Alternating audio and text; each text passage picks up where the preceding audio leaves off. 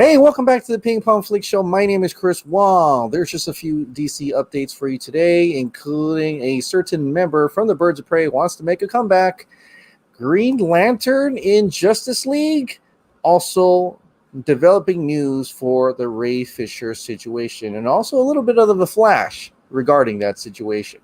But before I get into that, of course, I have to thank my members of the Ping Pong Flix Show. Thank you so much for joining the Ping Pong Flix Show. You guys are definitely the lifeline of the Ping Pong Flix Show, including all my subscribers as well.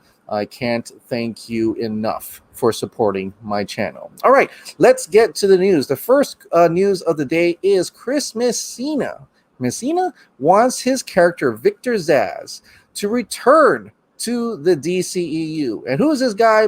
He is from Birds of Prey, which, it didn't quite do well in the box office, understandably, but he was a pretty good character, right? I mean, in essence, I think Ewan McGregor and Chris Messina as Victor Zsasz and Black Mask were very good villains within that movie. And it was a shame they kind of just died. Spoiler alert, they just died in that movie. And I think they should have been explored further. But like I said, it's still possible, maybe, in terms of the multiverse now, but we'll have to wait and see. But in any case, Chris Messina really wants, is open to coming back, right? So he said this. Actor Chris Messina reveals in an interview with comicbook.com that he wants to see the return of Victor Zsasz. Messina states that he loved playing that character and got along well with his fellow cast members.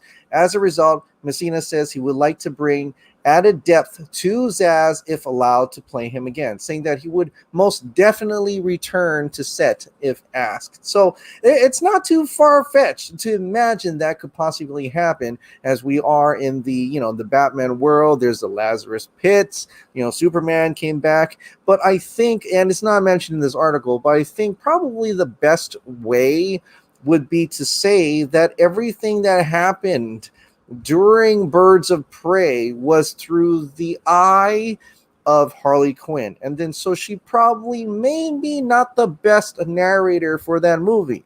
So it could potentially mean that she never really saw Victor Zsasz dies. She never really saw Black Mask get blown up. And yes, I know that probably destroy the continuity of that film, but it would make sense because this is Harley Quinn and she's not exactly synapses are all not very much connected there in her mind. She's a little bit cuckoo, and so maybe she got it wrong, right? And so that would be great. I think the two characters that I did enjoy and actually think they're really good and didn't deserve to die off like that in one movie would have been Victor Zsasz, but especially Black Mask. I think Ewan McGregor as Black Mask was one of the best things out of Birds of Prey. So that's Victor Zsasz and Birds of Prey. Next up is Justice League. And this is something I've actually been talking about for a little while. I may have even hinted every time Green Lantern comes up for Zack Snyder's Justice League. And you may have seen it. I've done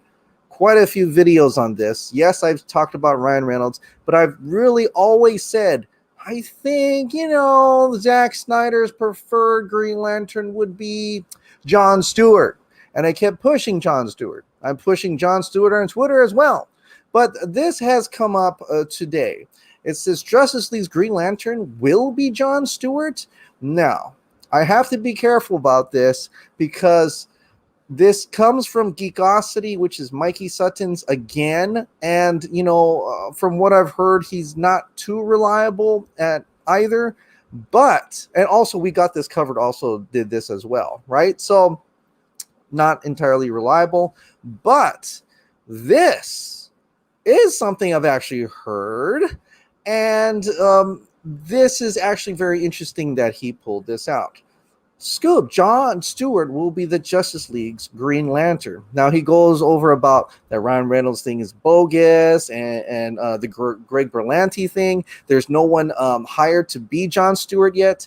But the overall concept that amuses me and actually intrigues me is that maybe there is a sense of something going out in the I don't know, the scooping verse or wherever these news and goes to, right? That Zack Snyder's Justice League, Zack Snyder's very own Green Lantern, he probably prefers Jon Stewart. Okay, I think many people have regarded this. We've been talking about Jon Stewart being the Justice League preferred Green Lantern for Justice League for quite some time now. It's great to actually see a few articles, even though it's not like other articles, larger, publishers out there and things like that, or trades like that. But that's okay. It's a good start to grasp that notion that Zack Snyder's version of his Green Lantern for his Justice League should really be Jon Stewart. So I really like that this article came out, and I really like that this pushes at least some part of the fandom and some part of the fans to come to explore that idea more than just Hal Jordan, right? That Jon Stewart should definitely become the Green Lantern for the story. Now, I know we've talked about Hal Jordan, Ryan Reynolds, but we've also talked that Ryan Reynolds' thing could be like a one and done. He's essentially the person that brings in a younger Jon Stewart as trying to bring him in at the same time. But overall, what I want you to keep in mind is to keep that embedded into your head a little bit, to push that, please. That Justice League's Green Lantern, especially Zack Snyder's Justice League Green Lantern, should definitely be Jon Stewart. And I think that is important. And I think that is probably maybe how it's going to be. And this little tidbit that comes out today, even though it's from that site, and also we got this covered, I can tell you there is a little bit something to that. So Jon Stewart as Justice League's Green Lantern, I'm all for it. And now we can start playing the guessing games again, like I've been saying before. John David Washington, what's up?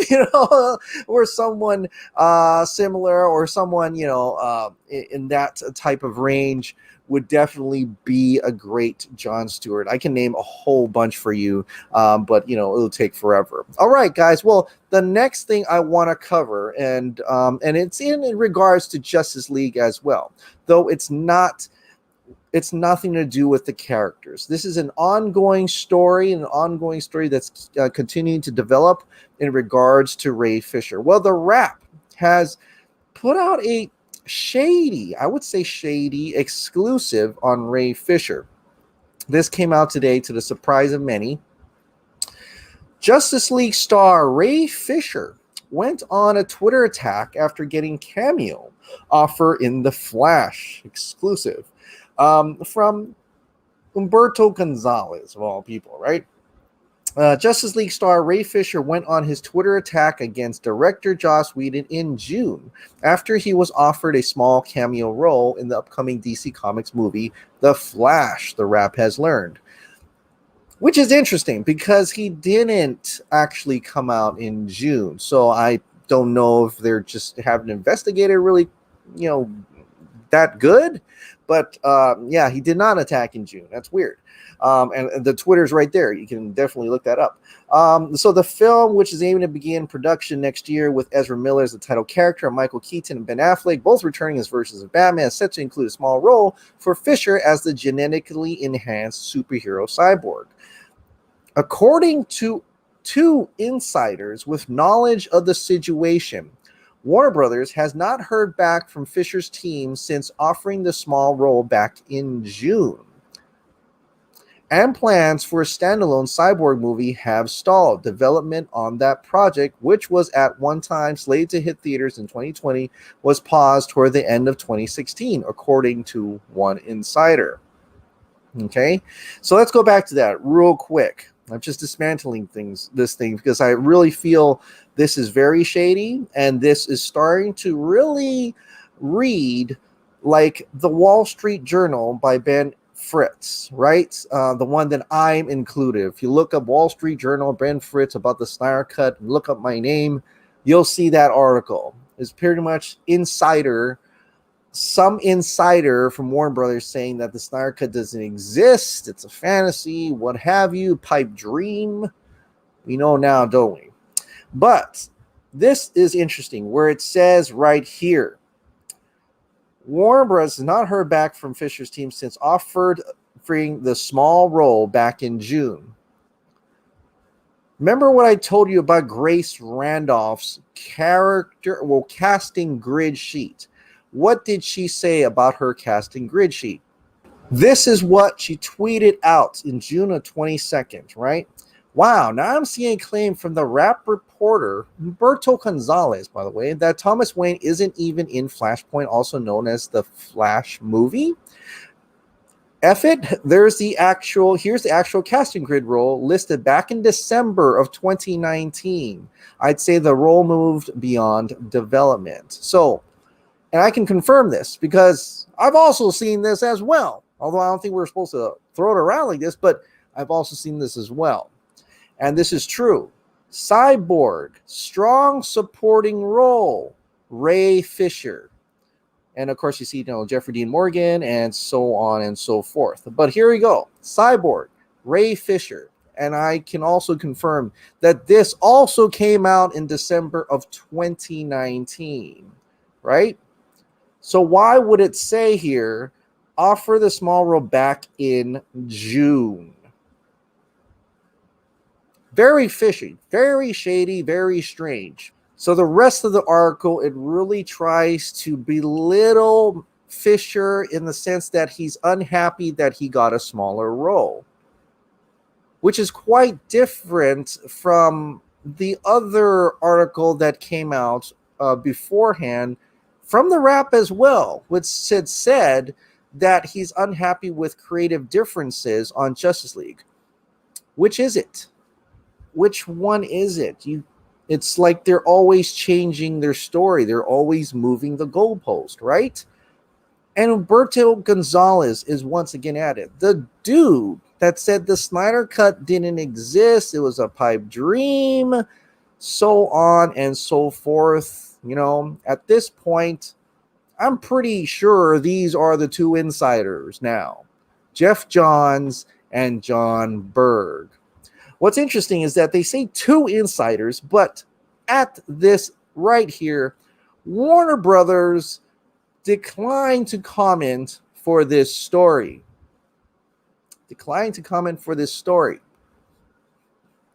I don't know. I'm starting to feel like this is back in 2018 when the Wall Street Journal came out with that hit piece to denounce our fandom, to belittle our fandom that a Snyder Cut existed. They try to dispel us, to try to throw us away, right? They try to stamp us into the ground, right? And I think this is what they're doing here once again, which is odd. I think this is probably not a very smart move. Changing in the stories, trying to belittle, actually not even acknowledging what Jason Momoa has said as well. Kiersey Clemens in support, Karen Bryson. It's not looking good, Warner Brothers. I think at this rate, you might as well try to take away a few, nuts and bolts that are not really holding up the ship right now. They're rotten, right? They're rusting. You need to take them out and replace it with some fresh new screws and nuts and bolts in order to right this ship, right? And so I think this is a very shady indeed. There's a lot of holes in that article indeed.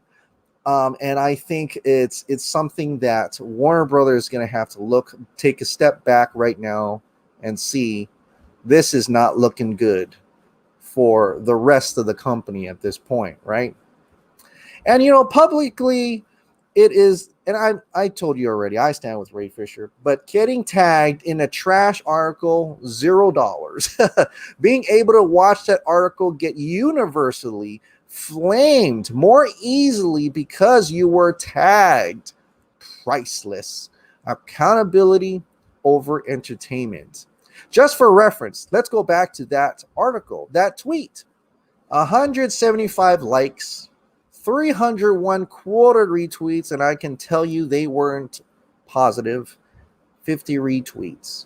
Ray Fisher's 3.5 thousand likes, 79 quote retweets, 743 retweets. That's a lot more impressions and a lot more likability. Whoever those two insiders are, and I have a firm belief and know who they are. This is not working. I'm sorry. This is not working.